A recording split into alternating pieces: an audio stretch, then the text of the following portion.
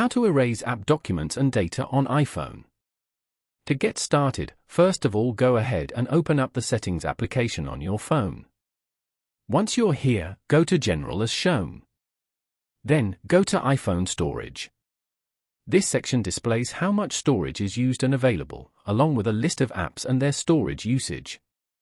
You can also find recommendations for freeing up space, such as offloading unused apps or managing photos and videos.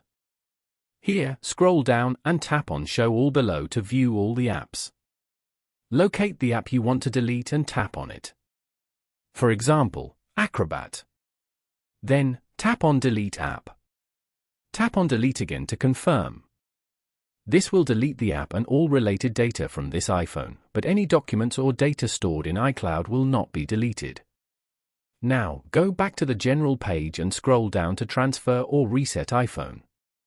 Here, tap on Erase All Content and Settings. And then, tap on Continue to proceed. Following these steps, you can easily erase app documents and data on iPhone.